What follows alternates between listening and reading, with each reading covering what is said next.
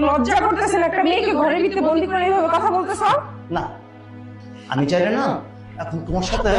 Please please please, তুমি এরকম কিছু করো না। আমার ভুল হয়েছে, আমাকে ক্ষমা করে দাও। আমার এরকম ধরনের সর্বনাশ করো না। আসেন ম্যাডাম, আসেন, এখানে বসুন ম্যাডাম, বসেন। আর এইখানে কেন? এটা তো একটা বাসা, আমরা শুটিং স্পটে যাব।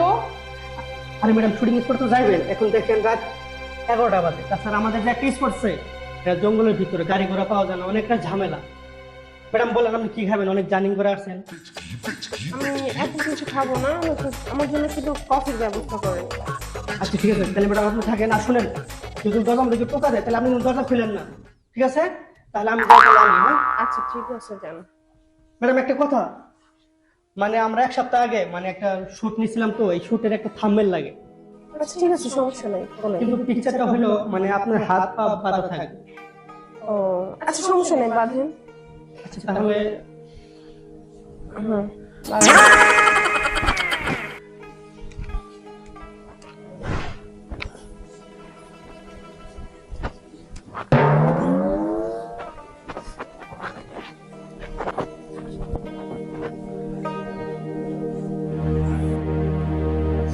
হ্যাঁ ভাই, আমি আমি তো পাও বেঁধে দিয়েছি, আপনি এডিটিং এর সময় হাতটা বেঁধে দিয়ে। মানে সবকিছু রিয়েল লাগবে? ও আচ্ছা ঠিক আছে। ম্যাডাম এখন ভাইয়া তো বললো যে সবকিছু রিয়েল লাগবে, আপনার হাতটা পিছনে বাঁধতে হবে। আচ্ছা ঠিক আছে, আপনি বাঁধেন, সমস্যা নেই। আচ্ছা ঠিক আছে,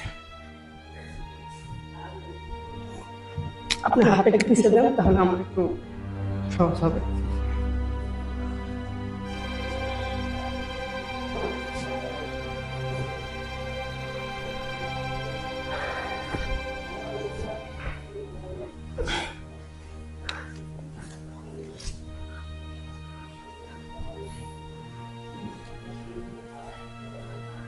হ্যাঁ ভাই, হ্যাঁ হ্যাঁ আমার কাজ শেষ। ওকে। আরে কাজ শেষ মানে আপনার কি বোঝাতে চাচ্ছেন? আপনি কাজ শেষ মানে? এই ভাইয়া, আরে আশ্চর্য!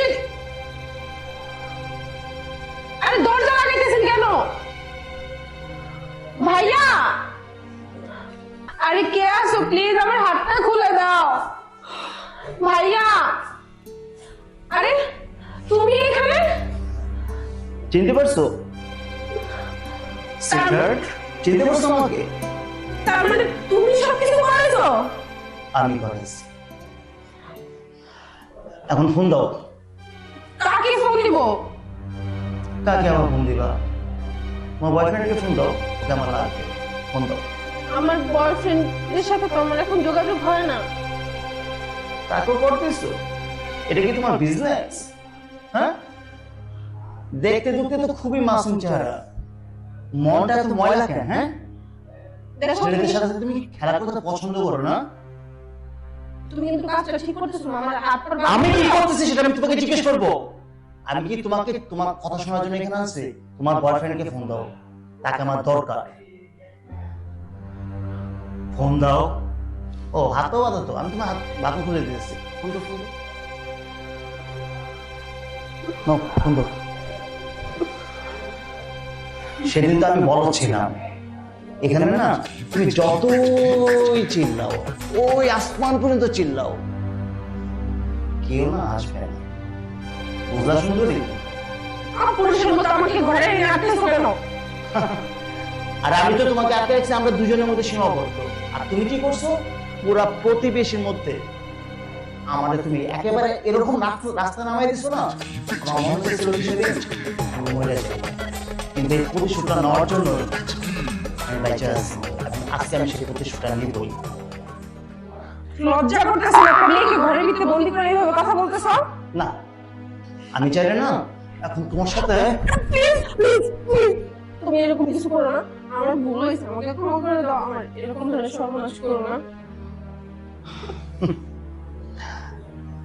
তোমার প্রতি না আমার ঘৃণা ধরে গেছে, তোমার শরীরের প্রতি তো আরো আগে ঘৃণা ধরছে।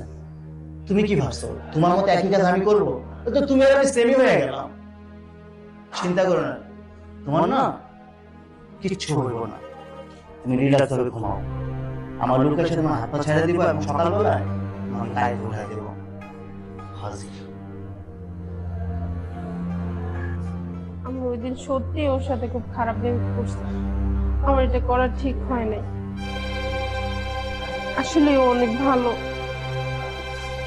কেন যে এগুলো করতে গেছিলাম